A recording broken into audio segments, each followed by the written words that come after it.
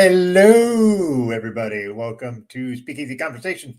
And I am so excited because we get to have our pal Afro Beer Chick, aka Shalanda, back on the show. How are you, my friend?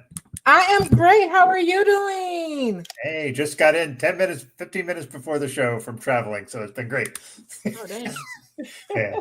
So let's start off. What you got to drink? What's in your glass there, my friend? Well, you know me, I'm always in the lab, is what I call the kitchen, when I'm experimenting with cocktails. So we had made some pineapple oleum saccharin, basically a pineapple syrup. So I mixed it with some gin and some bitters to see how it will flow and go. And it is so good. Okay. Mm-hmm. So it's hitting pretty good then, huh? Very good. Sweet. Very good. So I'm going to go with... I'm going to go with something that I got that was facilitated thanks to our guest.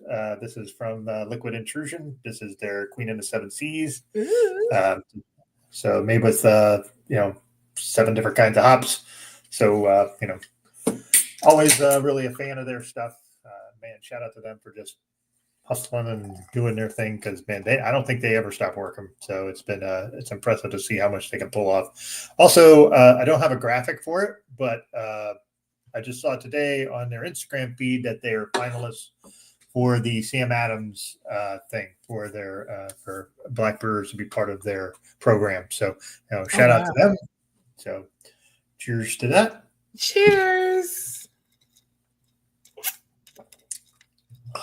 And I am not an IPA fan, but this one is always super tasty. You're not an IPA fan? Oh my goodness. Okay, I quit. Not generally. Not generally. Like especially hazy. Hazy IPAs are just not in my realm of happiness. So. But yeah. Happy Friday back to you, Daniel. And of course, Libco for the win. Yes, for sure. So thanks to our guest tonight. I was able to get these beers, and I live in upstate New York. And obviously, Libco is fairly small and hadn't distributed, but now they distribute nationwide. So we're going to talk a little bit here about our guest is going to be the owner of the Wine Concierge Club, Leslie Freelow. So I am super intrigued because, as I understand it, she facilitates Black distillers, Black brewers, and Black winemakers to get their products distributed nationwide, which is, that's a service that is really a need. It's important that we have those things put out so everybody can access them. So, yeah, what are your thoughts here before we bring her on? I'm excited to learn. I'm not big on wine. I mean, I drink it, I do, but when it comes to the knowledge of it, I can't tell you because give me something that's good and cheap. I'm more selective about my beer and my bourbon than I am wine. Yeah, that's fair. And to be fair, you can get some pretty inexpensive wine that's really good, I think. My wife's more of the wine drinker than I am. So, but yeah, it'll be interesting. I think we're going to learn a lot. And it's, of course, it's going to be fun since you're on. So, All right, without further ado, why don't we bring on our guest here, Leslie Freelow. Welcome, Leslie. How are you? I am well. Thank you, guys. Thank you. And Shalanda, we do have something good and cheap for you. Oh, see, you just spoke my love language. There we go. Hey, my best friend. So, what are you drinking tonight, Leslie? What's in your glass? Well, it's funny. I am my worst promotions person. So, I have Westbrook vodka which is a distillery in Maryland. It's a Black distillery in Maryland. We do not happen to carry them, but they just do a great job. And I've been tasting a lot of wine this week because we're preparing for our club. And so I use vodka as a palate cleanser for me. Oh, so you're bold when you drink vodka straight.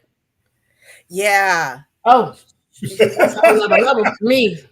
You are a brave soul, because You are a brave. You know what? Drinking vodka straight for me is equivalent to that of Malort. I just can't do it. Yeah, you know what? It it happened. Ooh, that's funny. It happened years ago when everybody was like, no carbs, no carbs. And I went to a doctor and she was like, what do you drink? And I said, yes. And she said, well, what do you drink? And I said, cranberry and vodka, because, the Cosmos were so popular at that time. And so she was like, just hold the cranberry. This is a MD telling me this. So I said, okay. And ever since then, I just like a really smooth tasting, sometimes on the rocks, sometimes a martini, but just, straight is great for me. Okay. All right. Well, vodka, I've always heard that. I thought always like if you want good vodka should be flavorless, which I feel is a misnomer. Is that? Yeah. I don't know. Yeah, it should not have an aftertaste. It should. I don't want to say it should taste like water, but it should go down like water, just really smooth and no burn at all. Yeah. Okay. You give me bourbon, I could talk to you about bourbon all day long. Vodka. Now, I do like vodka. I love it in mixed cocktails. Yeah, I will say that. Mm-hmm. I will infuse some vodka. I've infused some vodka with some very strange things. I can do that, but straight cannot. Yeah, different kind of buzz with vodka than most things. I think, at least from my experience. So. So why don't we start off a bit here, if you don't mind, Shalanda? I'm going to have Leslie give us a little bit of a lowdown of the Wine Concierge Club. Can you tell us how it started? What was your impetus for giving us this, to put it out in the world? COVID. It was COVID. Mm-hmm. So I have a wine tourist company, a Maryland Wine Tours. I live in Maryland.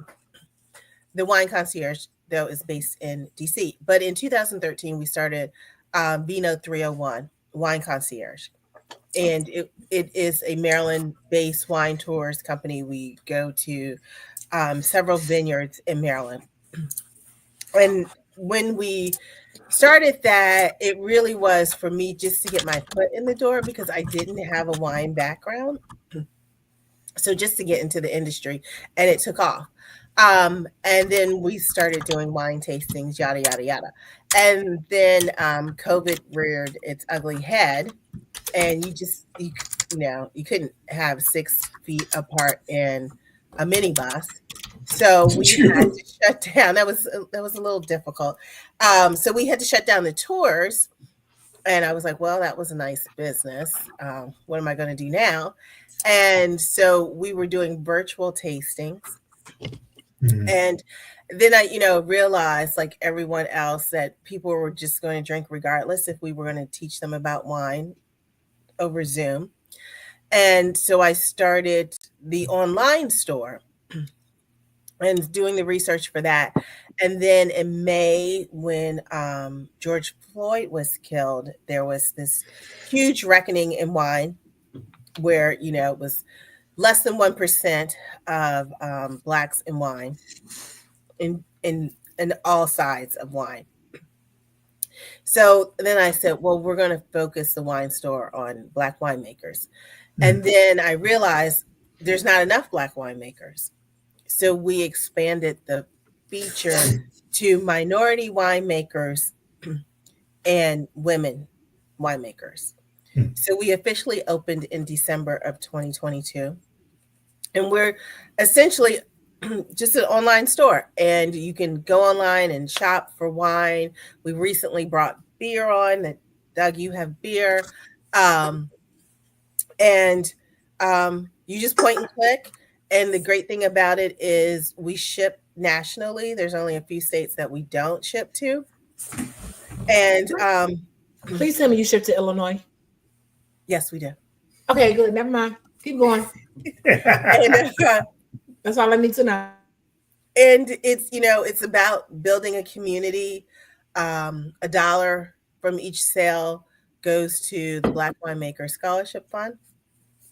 That's run by the United Negro College Fund. And, you know, part of it is, yes, we want to build exposure or what have you, which is super important because people are always like, what? This was made by a Black winemaker. What? This was a Latino winemaker.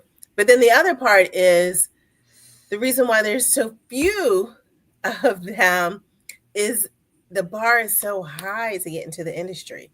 Like it just costs so damn much to get into the industry. And then those who do get into the industry, they may not be making their wine. They may be in consultation with winemakers or what have you. And so I figured if we help fund the college education, at least that part is an entry point. It's not, it's not the be all end all, but it's a step to the entry point. The other thing that I saw, and not to get too political, is in 2020, everybody was like giving money away to Black people, to minority people, to women, and da da da da da. And in the back of my head, I was like, this is going to end soon. This is not going to last long. And I'm sorry I was right. And so by having that foundation where we are contributing to education, what have you, you just can't take that away. You can't take that knowledge away. And so we're going to continue to do that and somehow contribute to the knowledge and expansion of the industry, that more people realize and have an opportunity to enjoy these wines that are delicious, but they just don't have exposure. Yeah, that's fair. I mean, Shalana, you've floated around the beer industry, and you know how hard it is for Black folks to get started in the industry. We've seen it. Especially there's the whole Barrel and Flow Festival, which is in Pittsburgh, and it's all featuring Black brewers. But a lot of those folks don't have brick and mortars. They're doing a lot of contract brewing. I mean, it's a steep place to start, and it's hard to get capital. So I'm glad you're doing this. This is something that, just to get folks aware of what else is out there instead of just a standard, Robert Mondavi stuff that you can get anywhere, So, any comments, Shalanda?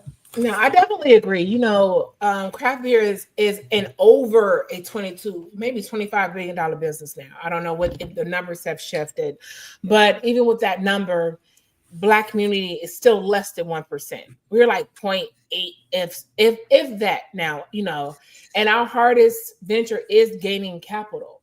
It's funny because people overlook the fact that, we kind of created the industry, but they don't take us seriously in the industry. So when we see opportunities to kind of band together and say, hey, let's get this product out there, I'm definitely here for it. I would love, because at one point in time before COVID, I actually wanted to open up a bottle shop here in Illinois, and I wanted to be able to get other Black-owned breweries here in Illinois. And the way our laws are, you have to have a brick and mortar to kind of get others in. But I also know that is such a high cost for those breweries, to come in. So it's like we need to start changing with the law. Now, every state is the same. I will say, once I started researching it, Illinois is one of the more flexible states compared to some of the others, as far as when it comes to shipping and receiving. Now, it's not the best on taxes. It's not the best on costs. So it's always, every time we turn around, it's always going to be some type of obstacle. So I'm definitely here for what you're doing. Yeah, the other thing is, so Leslie, can you speak to a bit, if so we know I can't imagine that the entry into winemaking specifically is cheap in any capacity, especially like if you're trying to raise capital, because if you're trying to have your own winery and you want to have your own grapes, or you got, it requires land, that requires a lot of farming. You got to have a lot of different aspects of that in place. So is there a percentage of like what percentage of you said it's 1% of wineries are Black owned? How many of them actually own their stuff, own their vineyard and stuff? That's a great question, Doug. I do not know what that percentage is of people who actually own the vineyard. Mm-hmm. That 1% is someone who has like a private label. That's inclusive of that. That's someone who has a winemaker on site and or they're just buying the juice from another vineyard, or they're buying the grapes and having it crushed someplace else. So that is that 1%. I can only imagine, as like Shalonda said, that actually owning the vineyard is like probably 0.02%, if you can go that far. I mean, you just name like most of the costs, and unlike brewing, right? If you are starting from scratch, where you've just bought the land, and the first couple of years you're not even bottling, like you're just dropping grapes, you're just paying for labor and what have you. So you're a good $1 million, $1.5 million in before you even start that whole bottling aspect, and considering also so it's even like, so my younger sister, shouts out to my younger sister Chloe, she has started a wine label called Lushful Wines, and I know that she definitely hit some roadblocks when it came to the Illinois liquor laws. It came, for one, she's a Black female in the wine industry, and you know how that is, just as a whole. So it's like there's always obstacles for whatever reason. It's like it's always 10 times harder, even on the private label side. Like she doesn't have the vineyard, but just trying to break in via private label, they're not as cooperative with our community as they are with hers, and with others. And I know that she definitely has hit some obstacles with that. So it was so funny because I had reached out to her while we're here and said, hey, I'm on the show. Like, if you have any questions you want me to ask her, you know what I'm saying? So in case there's other questions, because I don't know much about the wine industry, but I'm willing to learn. Yeah, I think about it, and prior to being in wine, I was a policy wonk, and because I live outside of DC, and what else are you going to do living around here? And I just, I think, oh yeah, that job was hard, but this is the hardest job I've ever had. But I would not do anything else. Yeah, Daniel pointed this bit out.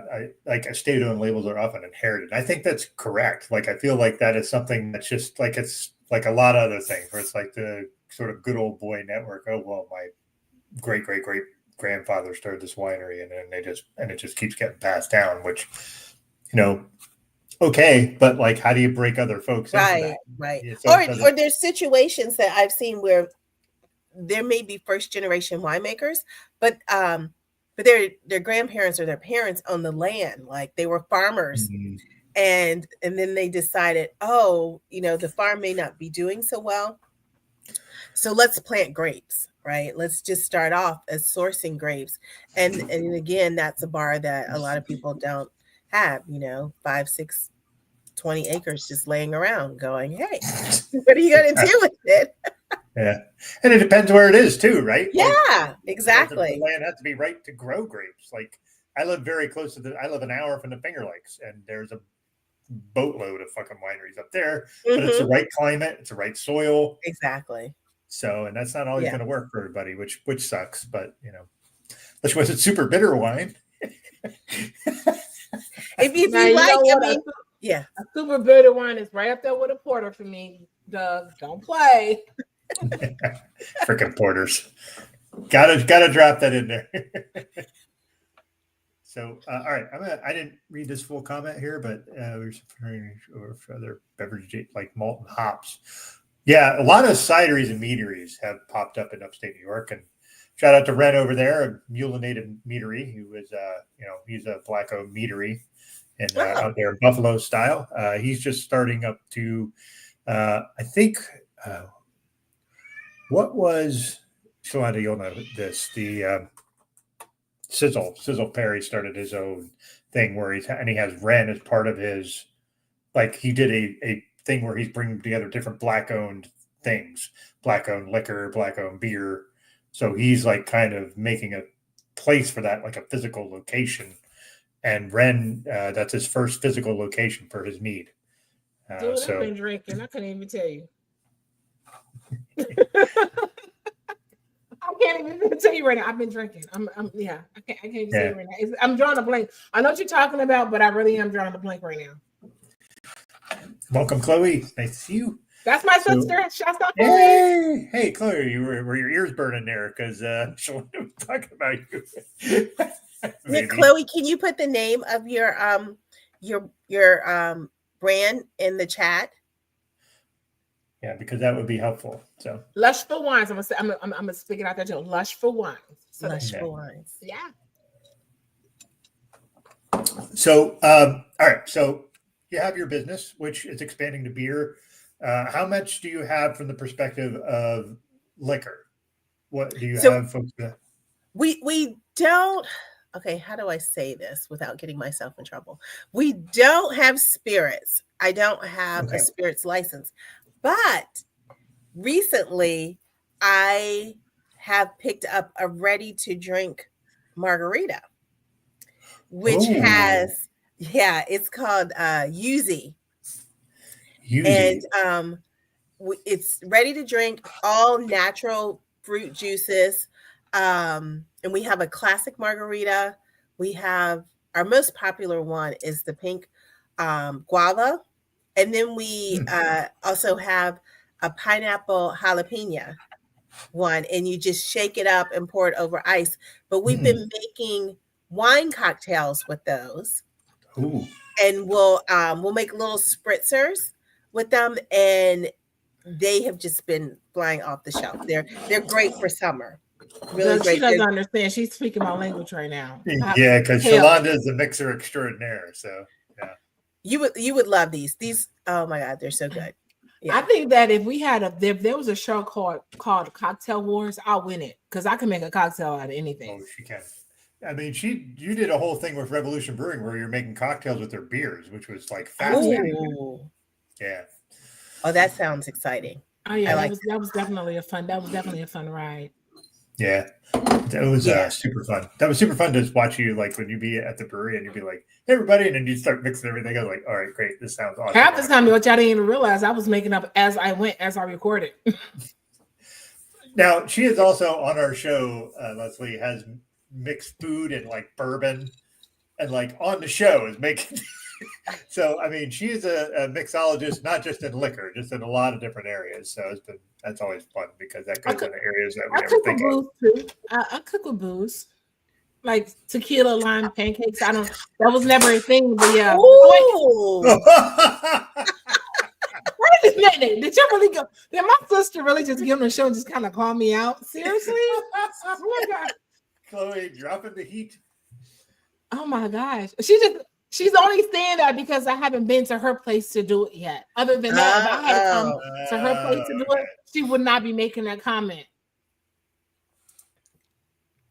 That's a fair point. Right, exactly. I always said, I will never have a big head as long as I have a brother because he will just annihilate me with a look. Well, okay, then I have a question. So is Chloe younger than you or older than you, Shalanda? She's younger than me. She's my baby sister. Okay, so Leslie, your brother is older or younger than you? He's younger. All right. See, I'm the oldest. I have two brothers. So I'm the one that does the busting down. Oh, do you really? Well, I used to. Now they're all, 40-something-year-old men, so I can't really do that anymore. Why does the oldest always think they're the family manager? I'm the middle of.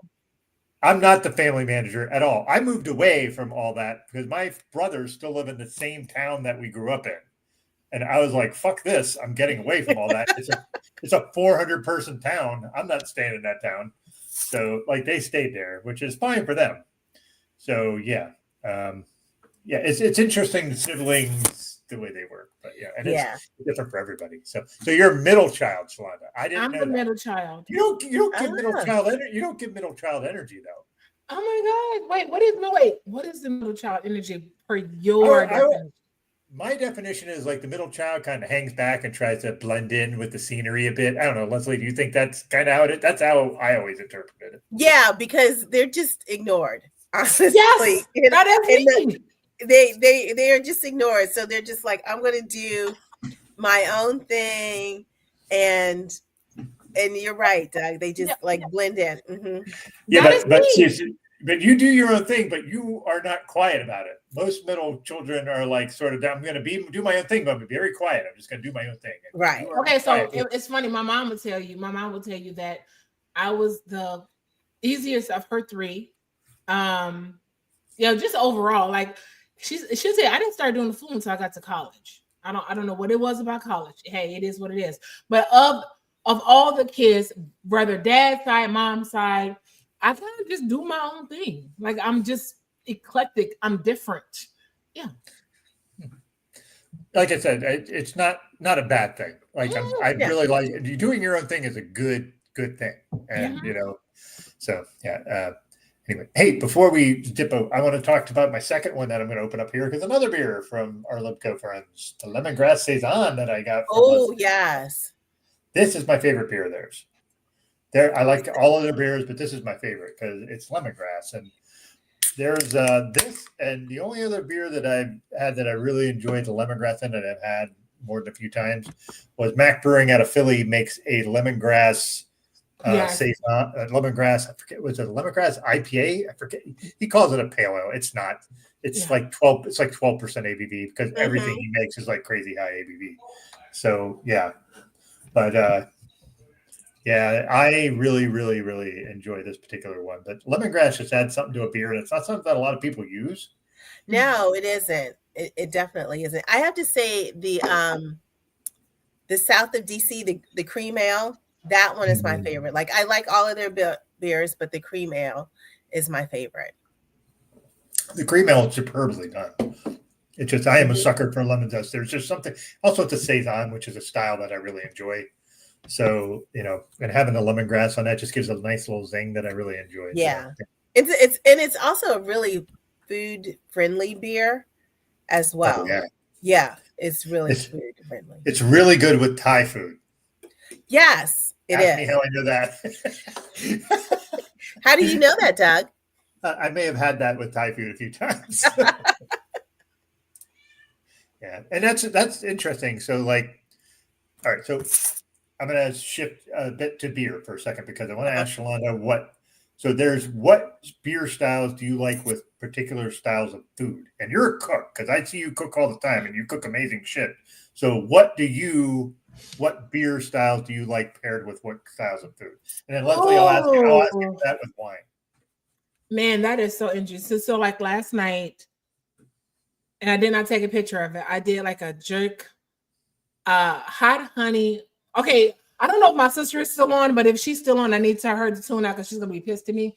I did a hot honey jerk, coconut bowl with coconut rice, and we paired that with the 3 Floyd zombie dust. So when you have it depends. If it's savory, sweet, and spicy, I do like a good pale ale.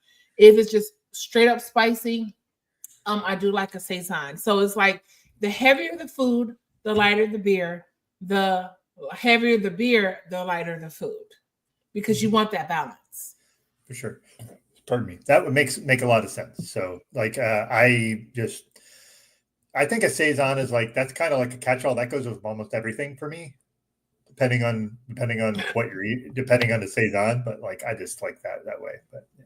Damn it! I thought she left the chat. Why haven't I had this? Oh, this sister coming in with just dropping bombs the entire time. All right. Well, apparently you have to cook for her now too.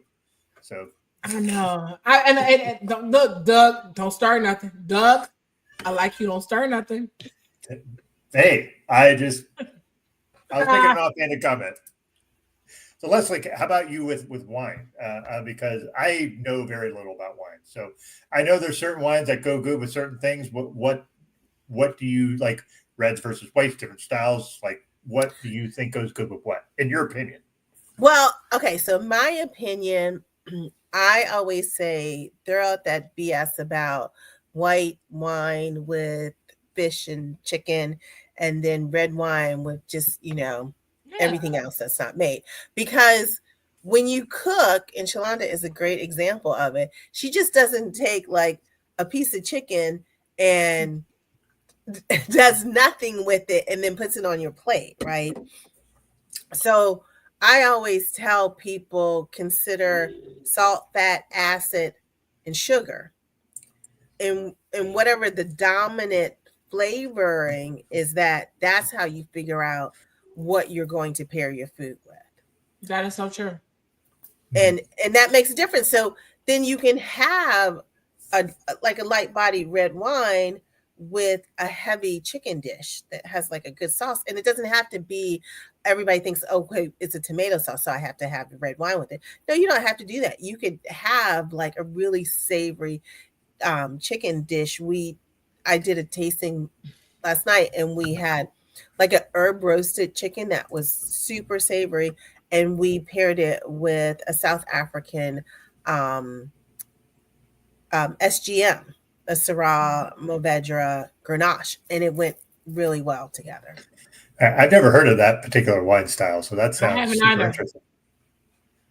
I haven't either. So you're educating me. Oh my goodness. Yeah, that is so good. This is good. This is why we're here, to learn, right? Yeah. So like I did a lemon Parmesan chicken pasta dish, Alfredo. Chloe, check out. But and I know that most people say, oh, you need to have a red wine with that. No, I did a Chardonnay, and it paired perfectly because of the spices. And like the flavor, it balanced very well with that. Like, so I don't really go along with that. You have to have seafood with white wine. Like I've done red wines with seafood, depending on the dish and depending on how I'm cooking. Right, and how it was prepared. Like they had a chocolate mousse yesterday in these cute little chocolate cups or what have you.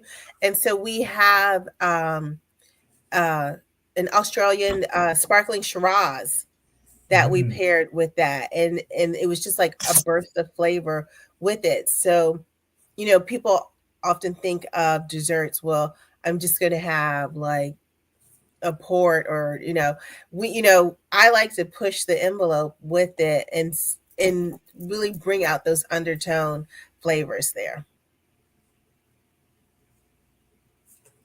I really like that because I always think when you hear dessert, especially chocolate dessert, I always think red wine. I think that's kind of the default. So I'm going to shift a bit on that. It's like when my wife and I went to Scotland for our honeymoon, we went to a few distilleries, and they did chocolate pairings with scotch, which was super interesting because it's not a combo I would think of. But we went to Dalwhinnie, which is like a kind of a more of a floral scotch. It's not peaty, it's not smoky. But man, they had gourmet chocolates with it, and they would do this thing where you would take the chocolate and you would let it melt in your mouth, and then you would take a swig of the scotch, and then you would like this kind of just take a little air in, and it just made everything just like open up. And it was just one of the more interesting like pairings of things that I've ever had because I wouldn't have thought of it, and I just, it's one of the things that like I hear what you are saying about things, and then I see like practical applications. As Shalonda takes food and it's like, I'm going to make this, and then I'm going to put this with it, and and then you're like, I would never have thought to put those together, and it just worked. So yeah, I really, really, I enjoy learning different ways. Yeah, it's also like that with cheese too. Cheese is really weird in that way. Yeah, and like one cheese does not fit all, but and that scotch is really interesting too because scotch is aged in some type of oak barrel or what have you, it's in depending on what the char is on it, it's extracting the tannins Mm-hmm. from that barrel. And then, chocolate has very similar composition, so that the tannins actually meet the tannins there and they complement each other so Yeah. well. Yeah. And it also depends, like, so for Scotch, it's everything's regional there. It's like, just like wines have regional things. Mhm. So, Exactly. you have your, I think 6 different regions, maybe it's 7. My brain is not operating at optimal capacity right now. But like, and every one of them is different. They're all different flavor Mhm. profiles. If you do Islays are just fucking peaty and smoky and shit. And that's just what they are. And that has a very specific thing you can lend it to. Yeah.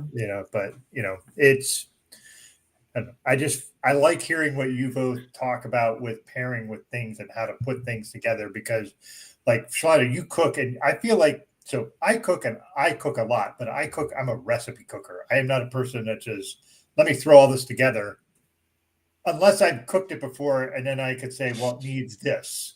Like, I feel like you just are like, I'm going to make all this work, and then you make it work. Is that how Let you me do tell it? you. Because to me, it's way different.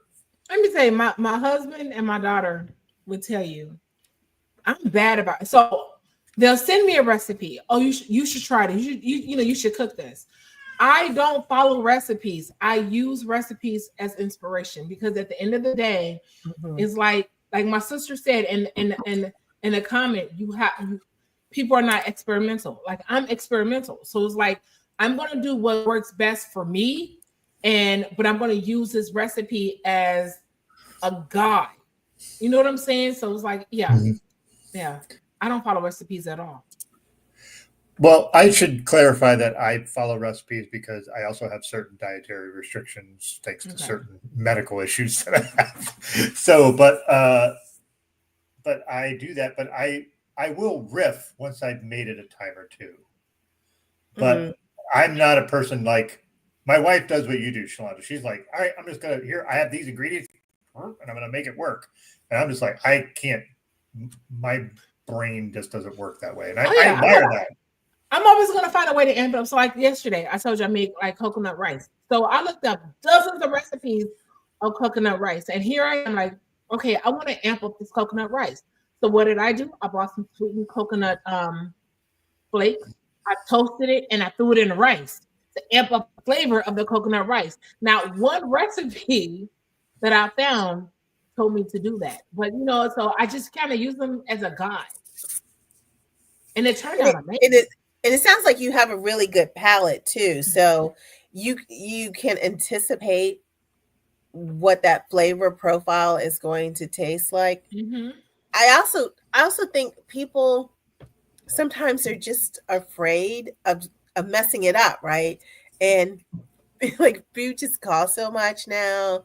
Booze costs so much. So people don't want to be like, well, if I don't like it, what am I going to do with it? Because I've spent money on it. But I think, I'll toss it. Like, but if it didn't work out, it didn't work out. Yeah, but my problem is as someone who grew up relatively poor, like, I was taught you don't waste food. And unfortunately, like, I'm at a point where I can waste food, and that's not a problem. I'm fortunate in that way, and I'm privileged that way. But like, man, it is hard for me to just be like, yeah, that sucks. And I'm just like, all right, maybe I can find some way to fucking salvage it. No, don't get me wrong. Don't get me wrong. There are times where you find ways to salvage. Like, there was one time I made a banana bread and it didn't come out the way I wanted initially. Like, well, how can I salvage this? So I whipped up some bourbon caramel, threw some ice cream on it, and there we go. I salvaged it. Yeah, see, yeah, you just have an amazing palate. She does for real. Yeah. So, Leslie, how about you? Are you a recipe cooker? If you cook, some people don't. Like, I do. How do you cook? I cook by instinct. I will like Shalanda, I'll look at a recipe and go, oh, I think I could do that. Or I'll say, I have a taste of so-and-so. And so I'll look up the recipe and say, okay, but I'm going to augment it this way. But I grew up in a cooking, my extended family is really big. And I spent a lot of summers with them. And so it wasn't like oh, we're going to get in the car and go to McDonald's. It was, we had to cook for all of these kids. And so I grew up in the kitchen. Now, I do not cook every day, but when I do cook, I do like to like cook from scratch and figure out new recipes. Do you cook? Do you cook with something in mind? Like, I have this wine that I'm going to be, or this liquor, whatever, from that you're going to be selling through your website. Mm-hmm. I think I want to make a recipe, see what goes with it. Do you do that? Sometimes I do that. Now, every Sunday, we will send out a new recipe to our mailing list. And some of the recipes are inspired by like different dishes that I make a lot, or like I've made through life. One of the recipe that's most popular is my gumbo recipe, because I grew up, my parents are from Louisiana, and all my relatives, most of them still live in Louisiana, what have you. So whenever I have one of those recipes, those tend to be more popular. Or like we have a bruschetto di chi, which is very similar to, it's a red Italian sparkling, and it's very similar to Moscato, but it's not Moscato, but it has similar flavor profiles. And one of our team members during the summer, he works with his cousins on the Eastern Shore, and they have a watermelon farm. And so he brings like the best, most luscious, juicy watermelons that have real seeds in them, because the watermelons in the stores don't have seeds in them. Yeah. So super excited about that. And I just came out with this watermelon candy pecan recipe to have with that particular sparkling. Man. Here I am looking up generic recipes online. You guys are like whipping up shit I couldn't even think of. I am jealous of both of you. Now the problem for like, I fucking love I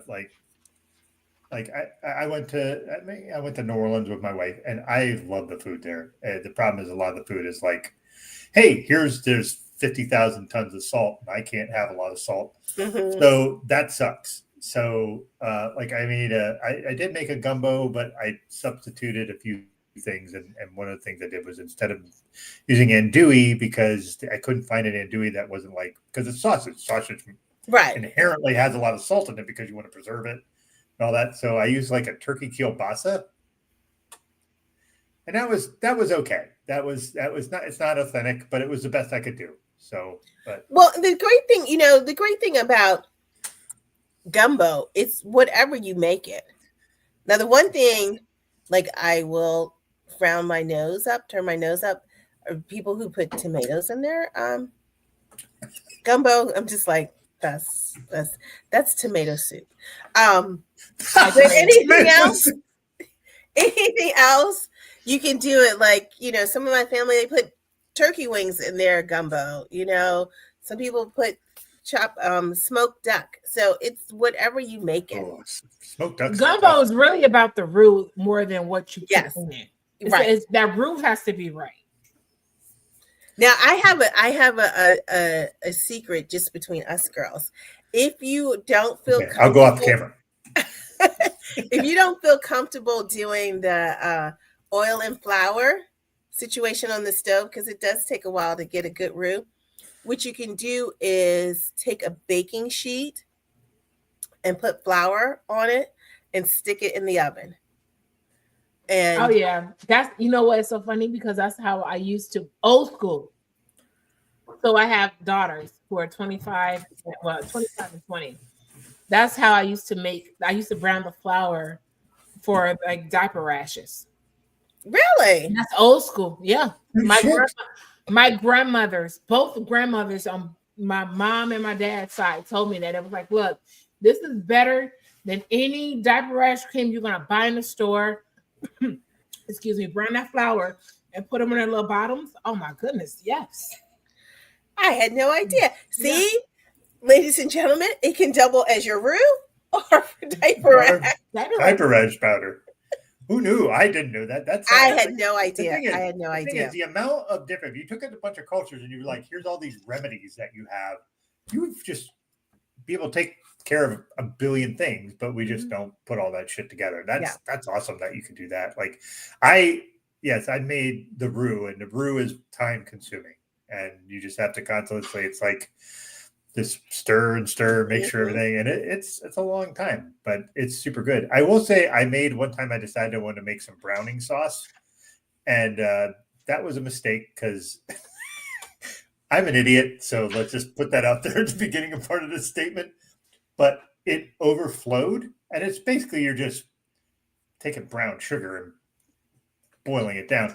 Right. And most things, if it boils over the pot and you touch it, it's not a problem.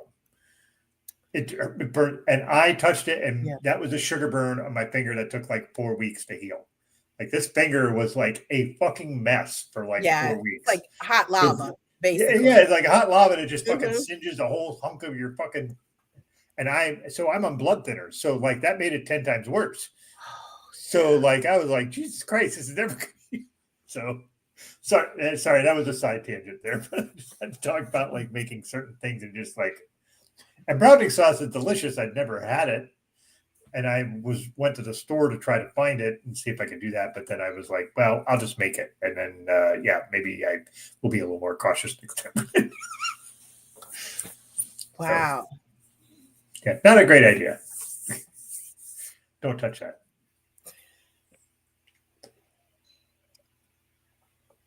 All right. So, man, all right.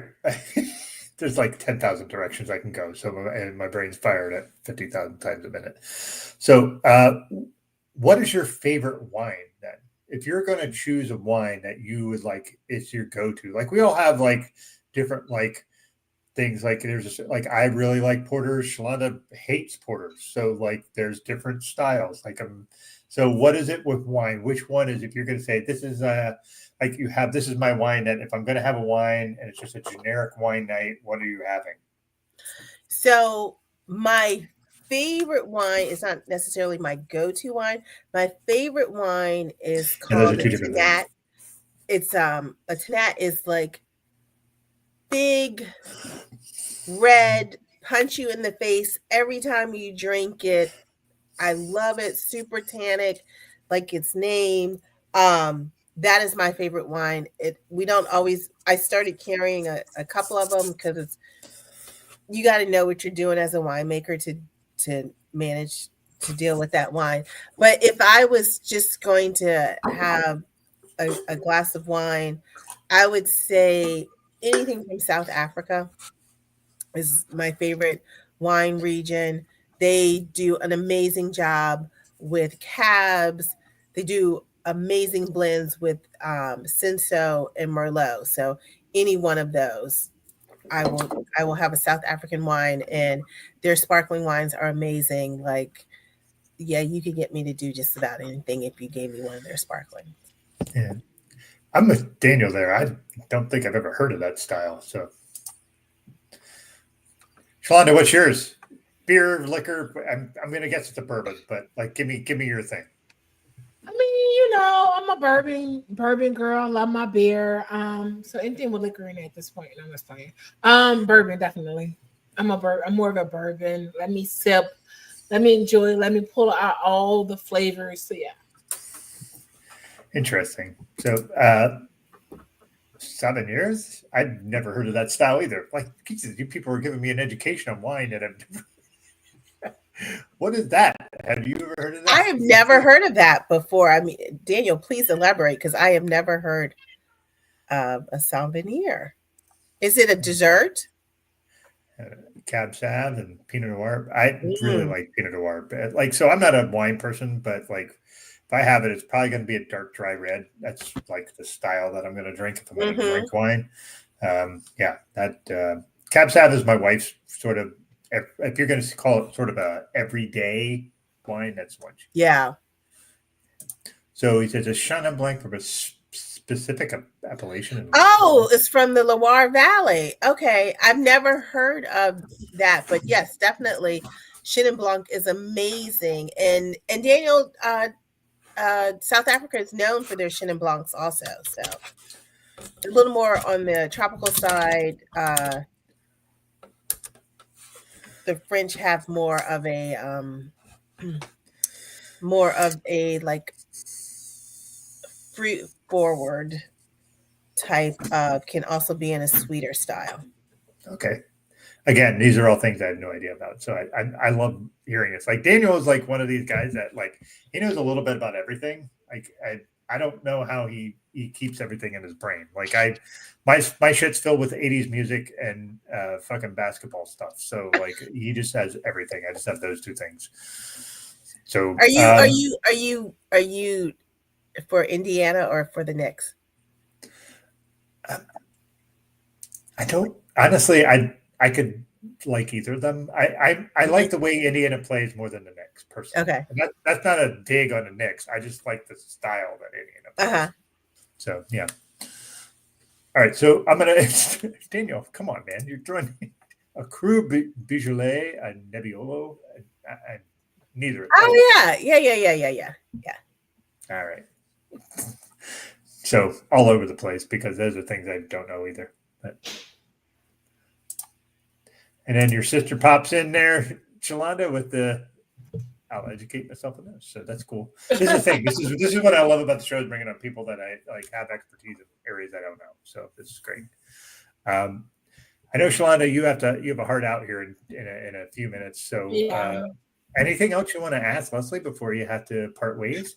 I can't think of anything. It's been very informative. So I really enjoyed this conversation. It's been great. That hot honey and coconut shrimp with jerk, that is the combination. I'm like, ooh, let me make my way up to Illinois.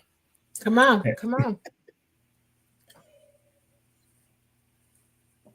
So yeah, I one thing before you go, Shalonda, I have a whiskey I want to show you.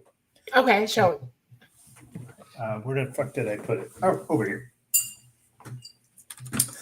This is from Massachusetts, and it's just a straight up regular whiskey. It is called No Man's Hands. Okay. So the reason I've got this is my friend Ala Galinsky had this. It is a limited edition from a distillery called Short Path. It's a wheat whiskey crafted by women and non-binary makers from field to glass.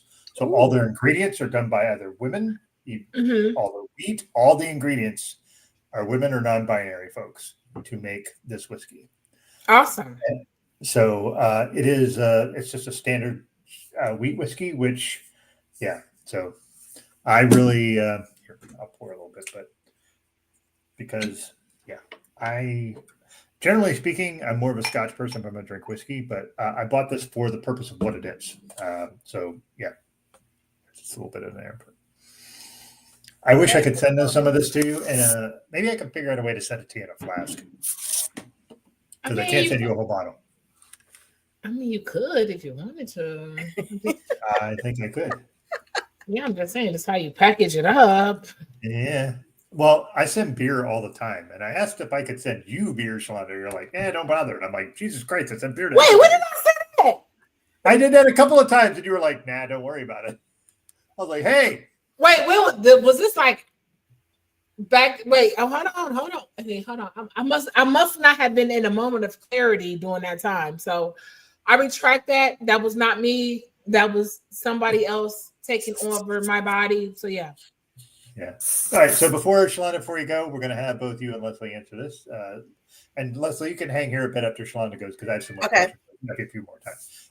What do you both think about the hype beverages a la bourbon and wine? And I'm guessing it means ones that he said hype brands. I should be more specific.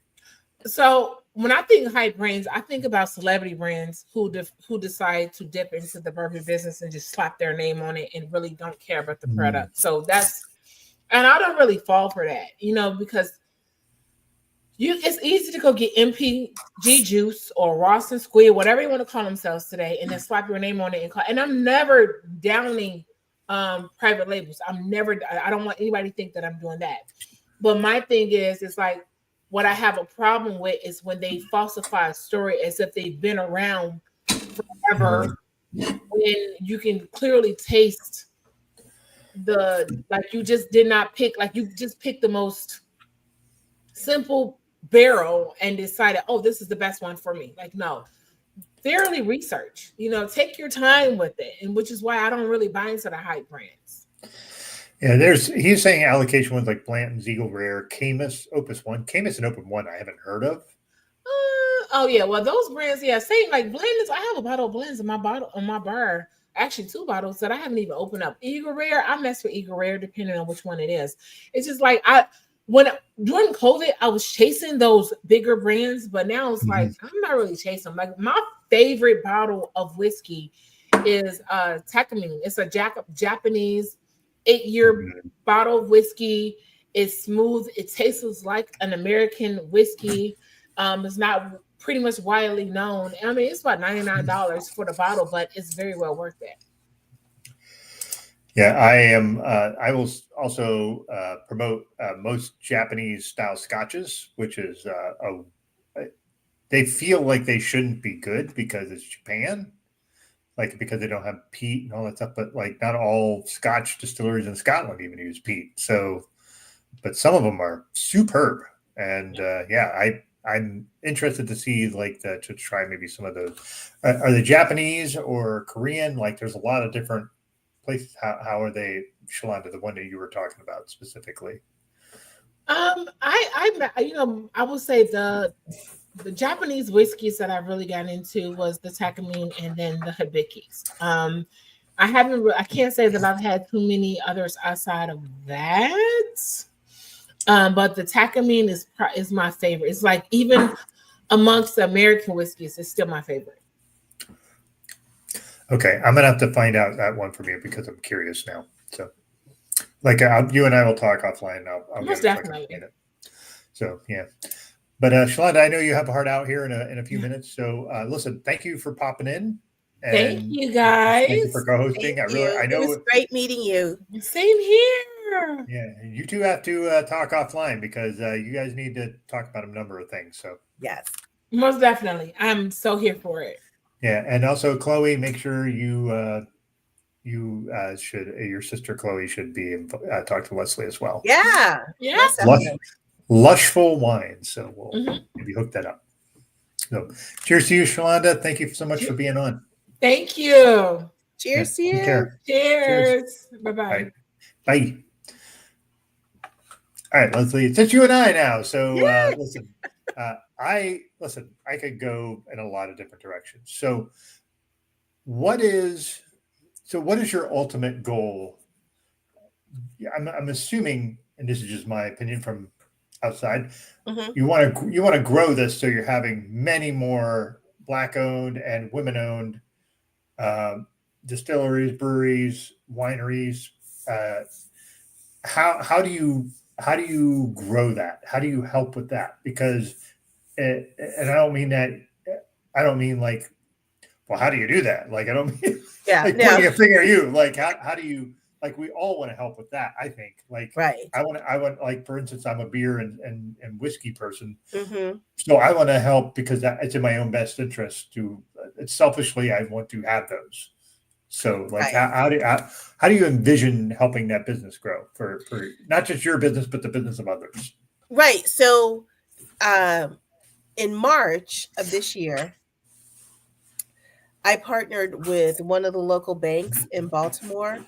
Okay. And we held a summit called the Winemakers Playbook. Ooh, okay. And the summit was about the business of wine. Okay. So we focused on compliance, we focused on marketing, we focused on branding, all of the legal aspects, in financing, most importantly, and distribution. And so the whole purpose of that was, you can go to a dozen seminars about how you're going to make the wine and what have you. But realizing from the perspective that I sit where, like, it costs a lot of money for me to bring a wine on, right? Mhm. Because, I'm not bringing just, one or two bottles on. And then I'm responsible for marketing that wine, like once Yeah. it's on our shelf. And so the cost of these wines are generally over $20 a bottle, Mhm. right? And so in the wine world, $20 a bottle is considered luxury. Yeah. And so when you're in an economy that we are in, and the difference between buying online and buying in the store, people are tactile and they like to touch and feel or what have you. But when when you're online, you're just like, ooh, maybe nice bottle, maybe not nice bottle, what have you. So Sure. there's a lot of there's more indecision, and people are very decisive when they're online because they're looking for a specific thing. So if Sure. I have a bottle of wine that's like $32 a bottle, people are less likely to buy that unless they know that brand. Right. So the summit that we had, to get back to your question, the summit that we had was how do we do it better? What Mhm. do we know? What should we have known and we don't know? And let's have these open, candid discussions or what have you. And so I figured if we have more of those discussions and we have more people who want to do business together or what have you, then we're able to expand that footprint. Mm. So it's more than just selling wine. Like, oh yeah, I definitely want to sell wine because I want to eat and have a roof Yeah. over my head. Right. But I realize, like, if we aren't having these conversations and the price of wine is up here, and I'm not saying that there isn't a market for it, but you're selling less bottles at $32 than you are at 15. Like, and if you're selling $35 rosé, like nobody's really buying a $35 rosé. You know what I'm saying? It's rosé. Sure. Maybe if it was a cab or, a Pinot Noir or something like that, people are Sure. interested in doing that. So having those conversations, providing that support, being those cheerleaders, is how I think that's how we will get there.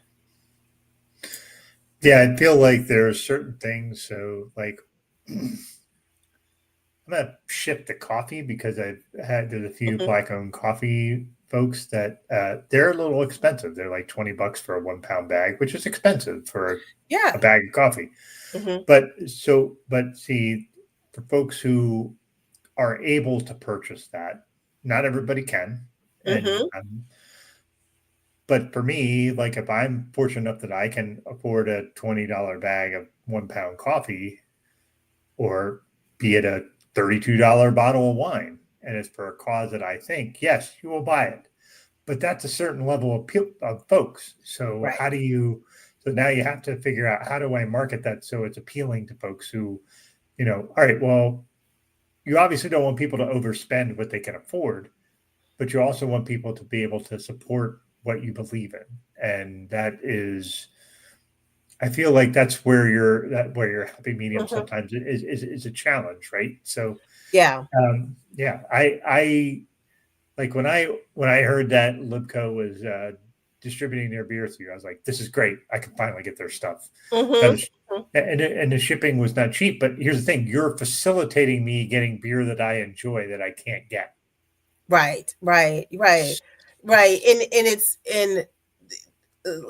Don't get me started on the whole shipping thing. Like, Shipping's not Amazon cheap. it made it very hard to be competitive. But with what we do is if you buy 6 bottles or more, and honestly, like it doesn't make sense for you to buy a single bottle of wine from us Yeah, because the shipping is going to cost you more than the wine probably yeah. sometimes. Um, but if you have 6 bottles or more, then shipping is free. Right. So if you Mhm. buy a case, shipping is free. And then if you buy a case, then we automatically give you a 10% discount. And if you're a member of our quarterly wine club, then all of the wines that are not in the club for that quarter are 15% off to you. So we try to have value Sure. and convenience, but also with a purpose in building community, which most people lead with the building community and the purpose. And the other thing that we intentionally do is if your wine is at Target or Walmart, we don't carry it, not because we have an issue with those brands, but if it's at Target or Walmart, you can walk down the street and get that. There's that too. Right. And they're not carrying limited edition small lot production, right? You Sure. have to produce a lot to be in those stores, and we are carrying small lot production because generally these brands are producing like less than 500 bottles or less than 1,000 bottles. So we can accommodate that. Yeah, I would also encourage you to not buy shit from Walmart and Target, but that's a whole different right. ballgame. Exactly. I would echo that too. Yeah. Hey, so I wanted to also do this. This is interesting because this is Daniel sent me these beers. So this is a Peruvian red ale. Ooh.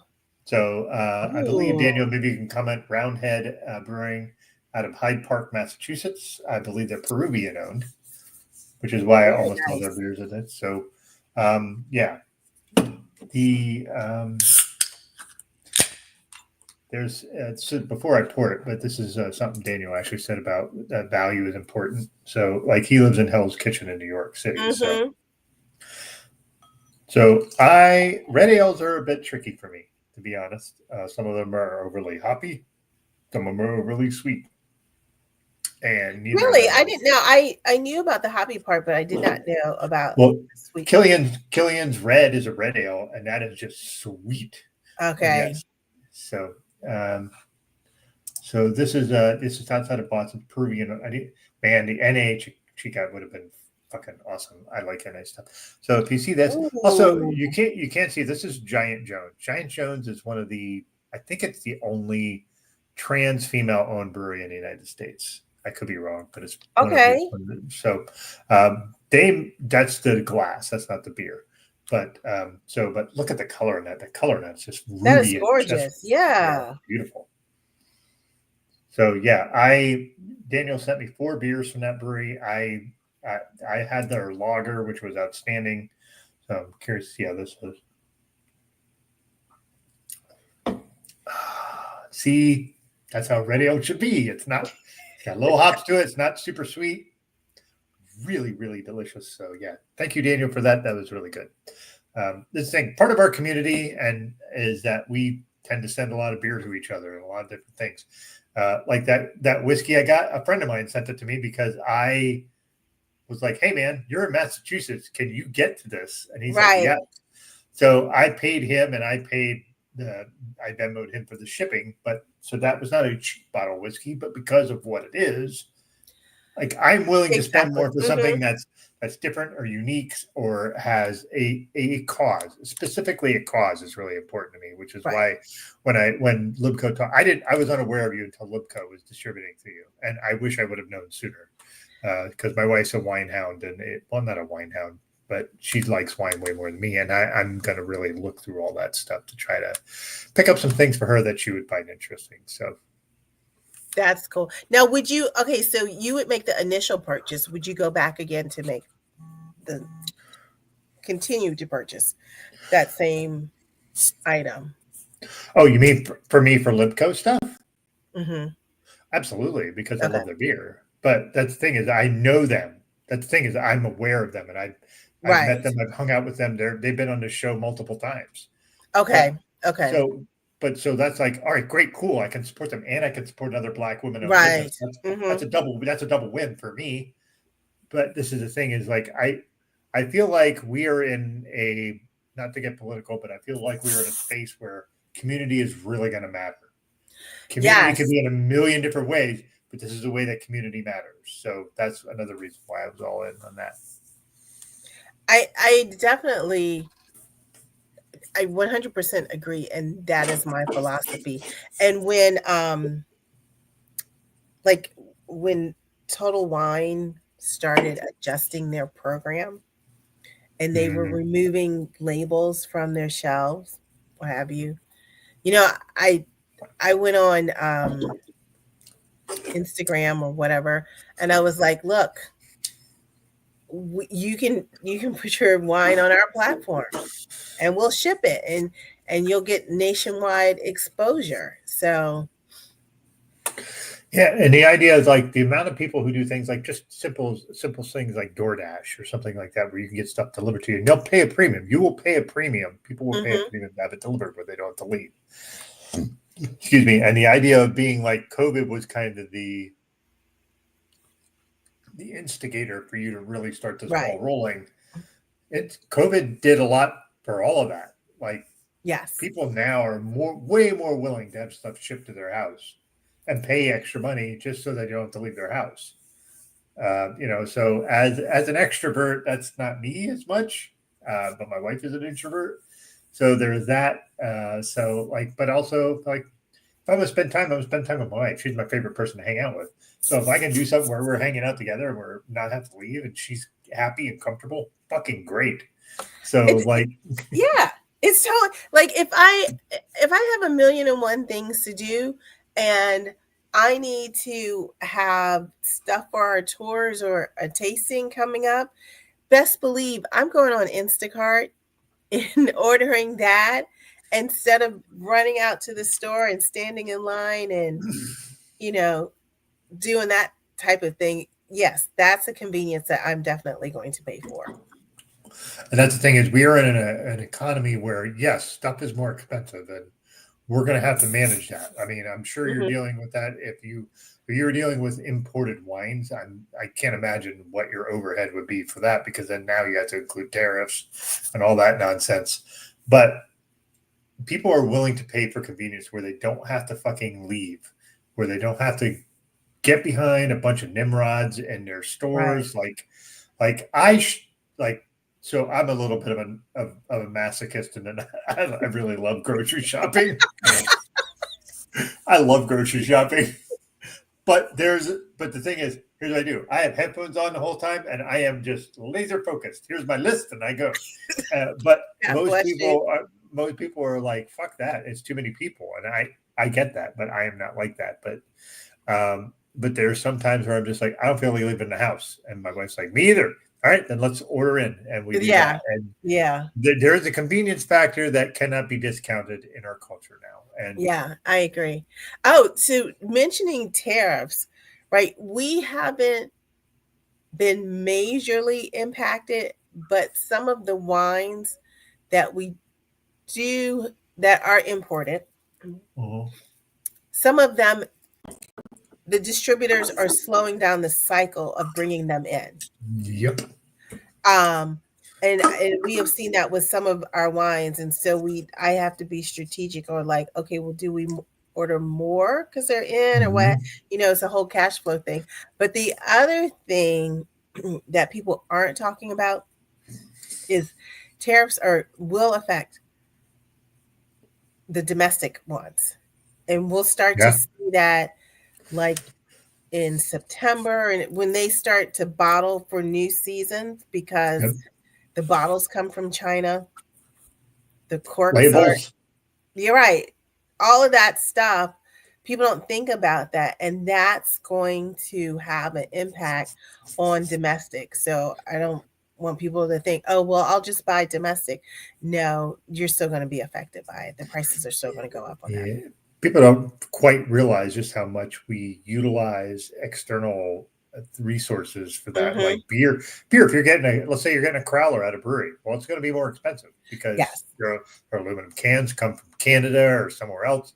Their labels come from other places. And those seem like insignificant things, not when you're buying them. Like our friend Imani Powell, who's a home brewer, he's like, yeah, all my cans are way more expensive now. because I have to, and I I don't like bottling them. I don't reuse bottles. I can. And then our Mhm. labels are more expensive, and they're just home brewers. So like, you're right. Like there's Yeah. a lot of things that where you're not going to see up front as much as you think. And then when you're going to see scarcity on shelves of things, you're going to see fake prices go up on things that don't seem to be scarce, but they are because they have to order them and pay extra. And those people aren't going to eat the cost. They're going to pass that on because No. that's how capitalism works. Like Mhm. you Mhm. don't eat costs, you pass that off to the people that want to buy it. Yeah. So Yeah, and the margins are so low. I mean, they're so small that pennies do add up in the wine business. Like sure. that makes the difference. Yeah. Yeah. And like there's even so if you're in retail, like there's something where this particular person in our highest office said that there is a very large chain should just eat the tariffs. And the problem is that tariff is also in retail, and retail margins are narrow. They are not big, Yes. Yeah. especially if you are a particular retail chain that deals in everything being cheap. Your margins are very narrow. So that's not going to happen. Yeah. So, yeah. So, all right. So this is something Daniel wanted to talk about. Yeah. So anyway, that was I didn't read the whole thing before I posted it, but yeah. And like I said, here's the thing. We have gone political on this show lots, but it's not our focus. Our focus is on Right. fairness and equity and equality and just making sure people are taken care of. And listen, I'm a straight white dude and I have a lot of privilege, and I want everybody to be able to have a fair shake. And I want your business to have a fair shake. I want the people who are buying your product to have a fair shake. So, like, this is the thing: is I'm going to, I'll definitely be going back to your service and getting wine and beer, because these are things like I know I'm helping someone who is small. Like, Right. And one, thank you. I appreciate that. And I always tell my team, I'm like, we're not saving lives here, right? we are selling wine. It is really hard to F that up, guys. So, because people enjoy wine. So we want you to enjoy it. And oh, by the way, you're helping a community here. Like you're helping somebody fulfill their dream. And you're for drinking sure. wine, and you're having a Yes. great beer. Yeah. And so I would suggest, I'm not sure if it's something that's feasible. Obviously, it's pretty late, but August is when Barrel and Flow happens, and Barrel and Flow is something that I think you would do.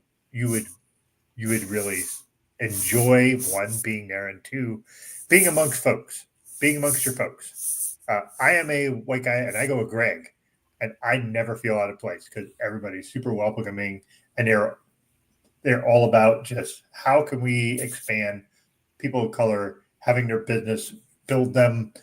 Just, and the thing is, it's like, see, as a white person, I think it's my job, not my job, is like it's a responsibility to me to. I should speak for folks that I don't maybe, not that I have a platform. Sounds arrogant, but like the idea of like, hey, I can talk loudly about things that I think are important. One of them is supporting minority-owned businesses and queer-owned businesses and women-owned businesses, and to me, that's important. And if I don't talk loudly about that, then I'm not helping. Right. No, what I 100% get it. So where is Barrel? It's in Pittsburgh. Oh, is this the Brewers? Yes. Yes. Drew and Jasmine told me about that.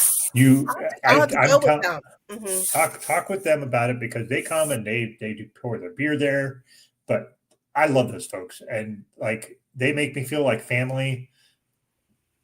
It's just so I've gone to a lot of beer festivals. There's not a beer festival I've ever been to where it's like most beer festivals you go to, it's a bunch of white people just getting hammered shit faced, and there's not a lot of banter trying to find out what the beer is about, how did you come up with this idea, right. And so like Dave Bracey, who runs it, is like, he's like, here's all your Black-owned breweries. Here's all these collabs that we're going to do with these really big breweries. And Mhm. then we're also going to have Black artists performing live, whether it be music or actually doing their art, whether it's painting.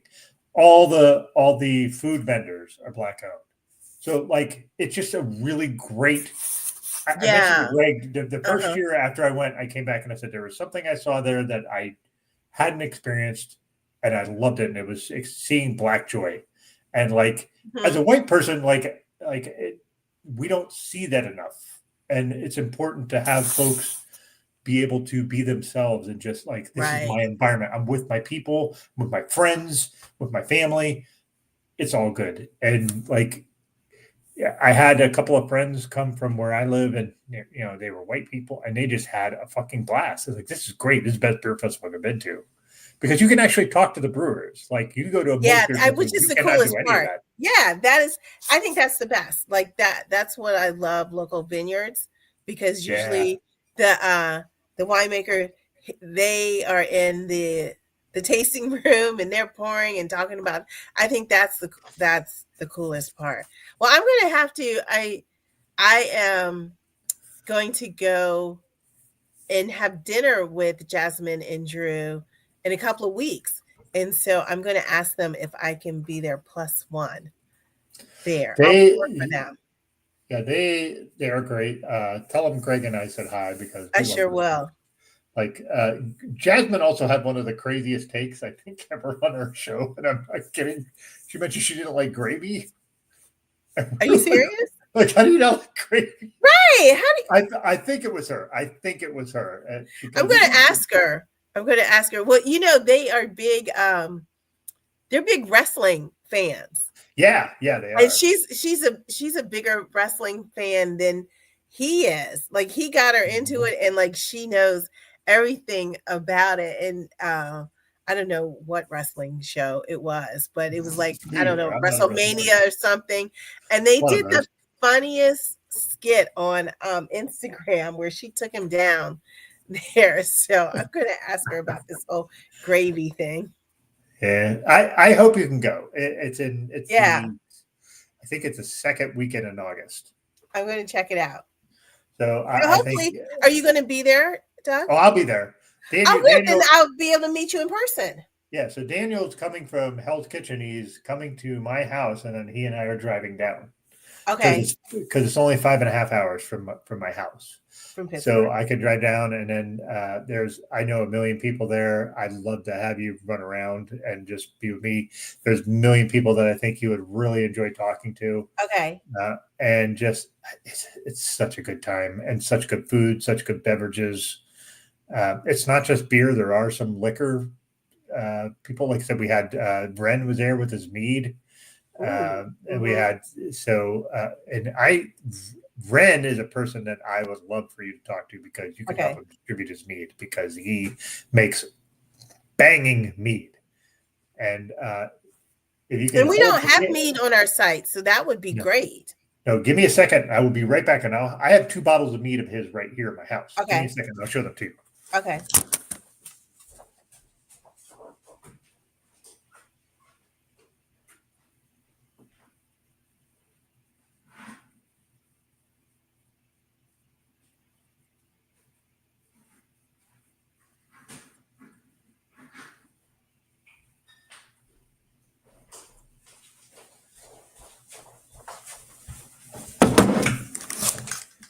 All right, that was good empty space. Here we go.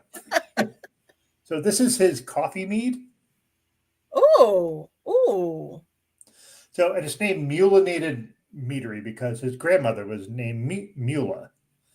So he Okay. named it after her, which is really sweet. And this is their caramelized honey aged mead on bourbon staves. Wow. So he makes some really interesting stuff. Ren is just love that guy. So if you can make it, I have some folks I would love to Okay. have you meet. Like it All would be right. just I'm, fun. I'm going to look really at my interesting. calendar and make sure I'm available to. It's not a far drive. No, from obviously Drew and Jasmine make it every year. So Yeah, it's not. Pitt's not far at all. no. So I just think that would be a great. Hold on. Oh, okay. Daniel's going to bring up a thing that we talk on the show. There are other hot food takes we've heard, Leslie. I'll let Doug mention them. I'm not going to get that. You're going to have to come back on and talk to Greg because Greg has all of them cataloged. Okay. I don't. Like gravy was one of them because we were just like floored that somebody didn't like gravy. We were like, what the fuck? Who doesn't like gravy? Right. So he mentioned Top Sheet. So there is a very, this is going back 5 years. Okay. There was I used to go to this dad blogger conference that no longer exists, but because I was a blogger and hey, who was it? Who was the blogger association what was the association that put it on? It was Dad 2.0, which our last one was in DC. I used to go to a wine bloggers conference. Oh, see, that's cool. And it was a wine travel company that would put it on. And then they changed it to wine marketers, and it just lost steam or what have you. But go ahead. I was wondering because they had expanded into beer, so that's why I was wondering if it was the same group. No, so all right, so here's the quick story. So Daniel said it's hosted by Zephyr. I've never heard of that. Yes, that's the same company. I'm telling you, Daniel knows every fucking thing. That is the same. Yes, they had the wine bloggers conference. Woo, yeah, that was a weekend party that just can't stop, won't stop. So anyway, the Top Sheet thing, we were at this dad blogger conference and had been having drinks in this one room, and they did a thing. So they also did a beer bloggers where he met Greg, my co-host. Okay. So that's how he knows that. So we were talking about the idea of like Greg started making fun of me because he drove from Wisconsin to my house and then I drove to DC. So in my house, we're not Top Sheet people. It's duvets and comforters. And now I get it. Okay. And so Greg was like, why the fuck don't you have a Top Sheet? And I'm like, because we have duvets on our comforters. And this, like, Greg posted something, and within like an hour, there was like 120 comments of people like weighing in on this Top Sheet controversy. So are you a Top Sheet person? Do you like your Top Sheets, or are you not really particular about it or don't care? I am more of a comforter duvet person. Okay. I am. Yes. My favorite thing is my heated electric blanket. Oh, see, I have a heated back pad right here. This is on every time I sit in this chair. So I need one for my chair, but I turn on my heated blanket all the time. It's like my best friend. I feel like Linus. Blanket. Yeah, a heated blanket does sound amazing. Now, here's the thing. So, like, also, I'm going to give you a thing. So, my wife and I, when it was 2021, we went to Iceland because we could travel there in COVID, but we had to take COVID tests going in, COVID tests going out. Right.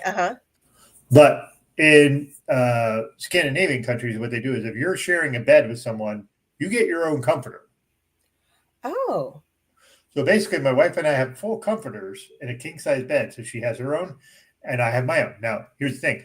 I am cold all the time. I wrap myself in that like a fucking burrito. And my wife is hot all the time because she's going through menopause. Yes! So it's like, she's like, whoa. So she's like, so if you're under the same comforter, that sucks. Because I'm like, what are you doing? Now I'm freezing. And she's like, yeah, but I'm so hot. I'm going to tell you, having separate comforters for yourself is such a game changer for that. It's so good. I had to tell that to my best friend. Her and her husband are just like that. He's like, "Could you just give me a minute to warm up?" She's got the ceiling fan going, and he's like got the skull cap in the bed, and he's wrapped up. Skull cap, wow. Yeah, not me. I'm gonna bundle myself up and right. And like I said, I'm on blood thinner, so I'm fucking cold most of the time. All the time. Yes, the time. all the time. But my poor wife, she gets like hot flashes, and that shit is terrible. And like, I'm like, well, now you have your own comforter. You can do whatever you want. You're not bothering me, and I'm not bothering you. I'm not Yes. making you stay in a comforter that you're sweating your ass off all the time. So yeah, Exactly. I'm glad you're in the duvet comforter field. I'm definitely, yes. I swear to you, it's like 50-50 in our crowd. Like, I'm not kidding you. It's such a weirdly, it's like a low stakes, not a big deal, but like a really controversial thing in the same context. It's divided. It can be a dividing thing. So I don't think it would be. Let me ask you, when you did the beer bloggers conference, the wine bloggers used to do speed blogging. Did you guys do that? I didn't do the beer blogging, but we did, but dad blogging stuff, that was me. Daniel did some of the beer thing, but like for me, we didn't do any of that. But the dad blogging stuff was super interesting because, but Daniel said they did that with the beer blogging thing. Yes. So you had 10 minutes, and we would be at like one of those round 10-person tables, right? And every minute, a new winemaker would come to your table, and you would have to tweet, post. Instagram really wasn't that big at that time, so it was either you were on Twitter or on Facebook for a minute. You had to taste it, post on it, and then the next person would come every minute. Interesting. Interesting. Yeah. So yeah, he tried to take notes. Excuse me. Yeah, it was intense. It was like taking a shot every minute. But writing. Right. And you had to say something like, and sometimes it isn't always the best. So you're like, really beautiful label. That's it. Cheers. Take a picture. That's the thing. So like as a beer person, like, or, if I see a really cool label, I'm going to get that beer. And when I buy wine for my wife, I will buy them based on beer labels a lot of time. Now here's the thing. Like, so the Prisoner is a really beautiful label. It is also a $50 bottle of wine. Yes, it is. And it's good. Is it $50 good? Not in my opinion, but I'm not a wine person. How do you feel about those sort of wines? Like there's the Prisoner, and there's a bunch of other ones where they basically make these cool, like almost tarot card looking labels. Yeah, or they're interactive and you can hold your phone up to them or what have you. Someone long time ago told me they did a survey on the wine labels and how people like the wine. And what they found is that the more attractive the label, the better the wine was, which I thought was really interesting, because they said, they put so much care into the wine, they're also going to do that with the label. Now, these larger brands like the Prisoner and Saldi is the producer from there. I think at a certain point, it's just good. It's not great. Yeah. And because there's no variation. Every year, that wine tastes the same. Like it doesn't, you could say, oh, it's a 2024. Well, if you had it in 2018, it's going to taste the same, because that's why people keep on coming back to that wine. Yeah. It's the same every year compared to a smaller boutique wine where they're going to let climate affect, it's not going to taste the same every year. Yeah, there's a winery in the Finger Lakes called Dr. Constantine Frank. Yes. And that guy smuggled grapes in from France or whatever and built a winery based on smuggled grapes. Now, he has some really great, that winery has some really great wines. There's a one particular called Arcatzelli, and it's this weird white wine. And it never tastes the same because the grapes are different every year. Every year. And that's the thing is some grapes, like depending on the year, if it's really rainy, it'll taste different. If it's really dry, it'll taste different. Mm-hmm. And that Arcatatelli is one of my favorite wines if I'm going to drink wine because you're never going to get the same experience. Exactly. Like and I'm going to translate the beer. There's a beer called Mad Elf, and Greg fucking hates it because it's a cherry influenced beer, and cherry to him tastes medicinal. But the thing is, that beer is never the same each year, and it's mass produced by Trogs out of Hershey, Pennsylvania. Okay. They make a shit ton of that beer, and it doesn't taste the same every year because the cherries are never the same. Right. And to me, that's what makes it interesting. Is sometimes it does actually taste medicinal because the cherries are just made that way that year, and then other years it's not medicinal at all. But and plus it has honey in it, and honey varies from year to year depending on how the honey is made, how much pollination happens. There's like so many variables in that. So, but like if you have like here's my hops, and I'm going to make the same hops, I make the same beer, and you can make it very consistently. That's great. You know what you're going to get. But for specialty beers or specialty wines where you're like, I'm going to make this thing and it's a one-off for one time a year, and here's this cool thing. And like, that's just like, I'm going to have to get a bottle of Arcatatelli, and I'm going to have to figure out how to send that to you because I think you would find that wine fascinating because it's so different. It's so weird. It's like a borderline Gewürztraminer. With something else, and it's not a Gewürztraminer. It's not that, but it feels like it's on the verge of that with other things. Yeah. I have a solution. I'll tell you when we're not not broadcasting. That's fine. So when we're done here, we'll end the stream, and you can give me some. This I didn't know. So Goose Island makes a lot of different beers. Matilda, which is a really good beer by Goose Island, which makes Bourbon County Stout, which is really good beer. So that is interesting that they may have smuggled yeast in for that. Interesting. Yeah. Little background thing.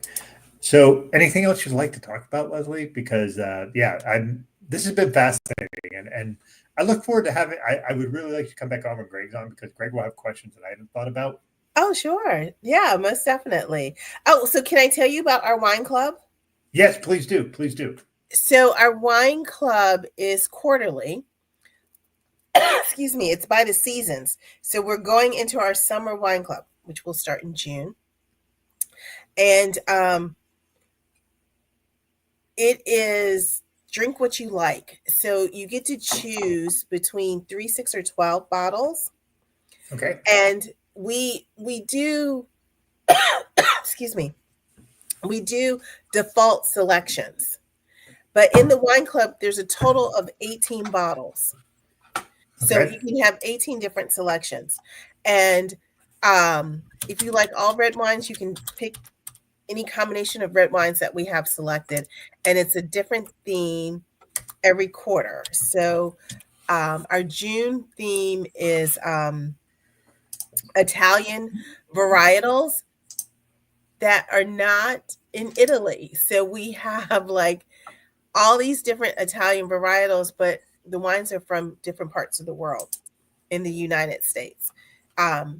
So people can see how one grape has an expression differently across the place. And the cool thing about the club is there's not a fee to join. You can cancel at any time, but then you can try wines that you haven't tried. And each quarter it's a different selection. So we never repeat ourselves, which in hindsight, I wish we had, but we don't. We don't repeat ourselves at all. And those people who join for the first time will get a bonus bottle, and they'll get 15% off their first selection. Yeah. So this is this thing with the Shades of Vino wine club? Yes, it's called Shades of Vino. Yes, it's called Shades of Vino, and Yeah. there's So there's different levels, the membership costs, and so you have like the club level, the premier level, and the annual club. mhm, So you have different things, and this is perhaps different entry levels, which is great because then you can figure out what works for you. exactly.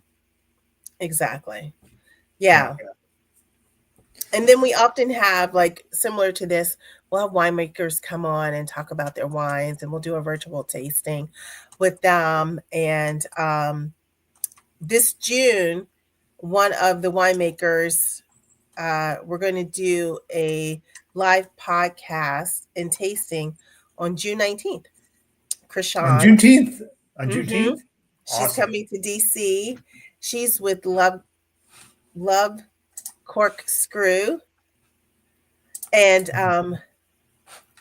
we have her Pinot Grigio, but we're featuring one of her other newer wines, and she's going to come down. And so our club members get special perks for attending, and it's just a fun vibe.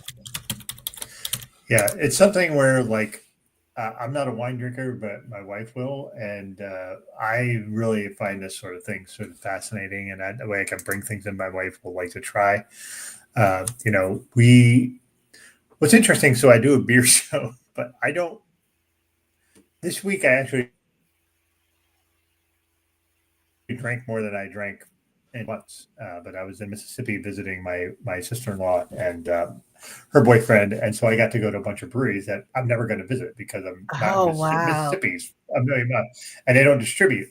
So I got to do a lot of things. Now it was flights, which is what I like, and but like so today I've traveled, and when I was at Atlanta airport, I could have had multiple beers. I'm like, no, I've had beer all week. So, I went to Cat Cora's restaurant in the Atlanta airport, which was wildly overpriced, but pretty decent. But what's interesting is she curated, like, here's my wine list. So I didn't have any wine because I'd had drinks all week. So I was like, well, I'm going to have 3 beers tonight. And that's a lot for me at one time. But I do think it's interesting that, like, to have, here's what she believes goes with her food.